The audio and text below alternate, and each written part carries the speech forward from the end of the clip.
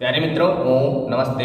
मैं आलोक कुमार पटवा आज आप सबके समक्ष उपस्थित हूँ एक बहुत ही महत्वपूर्ण आसन को लेकर के, और उस आसन का नाम है ताड़ासन। आज हम जानेंगे ताड़ासन का नाम ताड़ासन क्यों पड़ा, इसको करने से पूर्व क्या क्या सावधानी रखनी चाहिए, इसको करने की विधि क्या है, और अंत में जानेंगे इस आसन से मिलने वाले लाभ क्या है। तो चलिए प्रारंभ करते हैं। सबसे पहले इसके नाम पर चर्चा करते हैं। तो देखिए, ताड़ासन का नाम ताड़ासन इसलिए पड़ा क्योंकि इस आसन में हमारे शरीर की आकृति या बनावट ताड़ नामक वृक्ष के आकार की हो जाती है, इसीलिए इस आसन का नाम ताड़ासन पड़ा।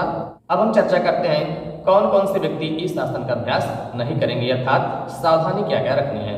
तो जिन व्यक्तियों को घुटने में दर्द हो, पैर के टखने में दर्द हो, पैर के पंजे में दर्द हो, एड़ी में दर्द हो, वे व्यक्ति इस आसन का अभ्यास नहीं करेंगे। तथा जिन व्यक्तियों को किसी भी प्रकार का शरीर में मेजर ऑपरेशन हुआ हो, तो वे व्यक्ति भी इस आसन का अभ्यास नहीं करेंगे। ये रही सावधानी।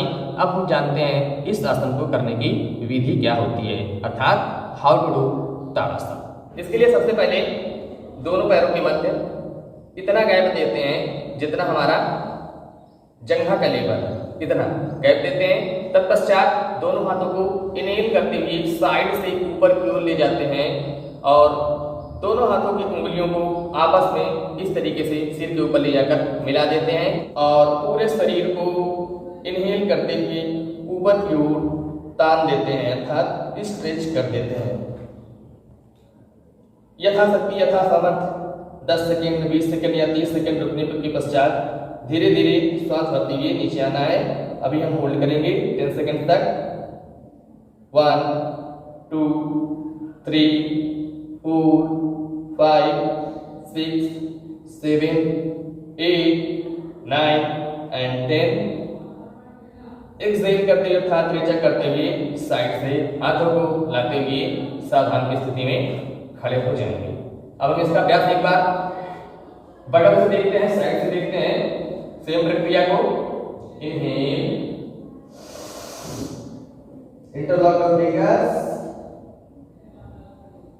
दोनों हाथ के पहियों को आकाश की ओर स्थिर करें, आकाश की ओर उठाएं, पैर के पंजे पर खड़े होते हुए श्वास को नॉर्मल बनाए रखेंगे, अर्थात सामान्य बनाए रखेंगे। यथाशक्ति यथा सामर्थ्य 10 से 20 सेकंड रुकने का अभ्यास करेंगे।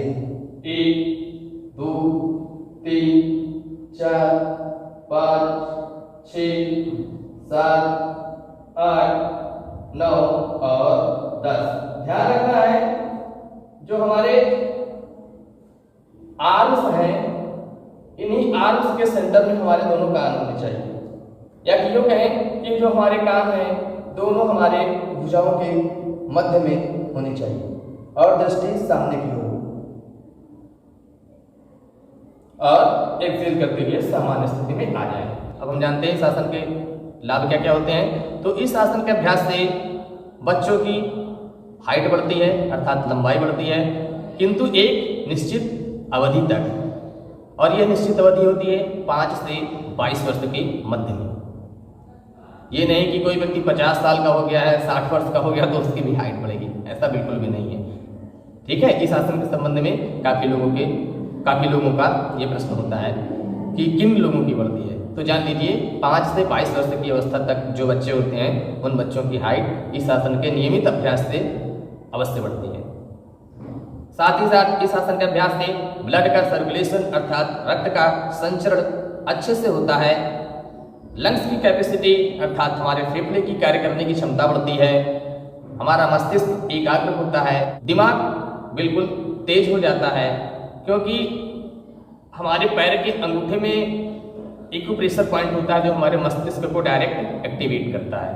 इसलिए जब हम इस आसन का अभ्यास करते हैं तो हमारे अंगूठे में जो एक्यूप्रेशर का पॉइंट होता है वो प्रेस होता है, अर्थात दबता है, जिससे हमारा मस्तिष्क एक्टिव हो जाता है, क्रियाशील हो जाता है और अच्छे से वर्क करता है। इसीलिए कहा जाता है कि इस आसन के अभ्यास से हमारा माइंड कंसंट्रेट होता है, एकाग्र होता है।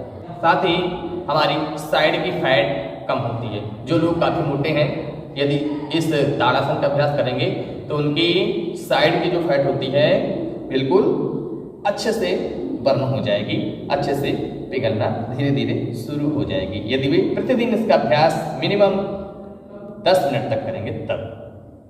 1-2 मिनट से नहीं पिघलने वाली है, क्योंकि प्रेशर भी तो पड़ना चाहिए। तो इस प्रकार से हम देखते हैं कि ताड़ासन के बहुत सारे लाभ होते हैं। अब आशा करता हूँ कि आप लोग अच्छे से समझ गए होंगे कि ताड़ासन का अभ्यास कैसे किया जाता है, इसको करने से पूर्व क्या क्या सावधानी रखनी चाहिए, विधि क्या है और लाभ क्या है। अब आशा करता हूँ कि आप लोग इस आसन का अभ्यास प्रतिदिन अपने जीवनचर्या में सम्मिलित करेंगे। पुनः किसी वीडियो में किसी अन्य दिन किसी नए आसन के साथ आप लोगों से फिर मिलूंगा। तब तक के लिए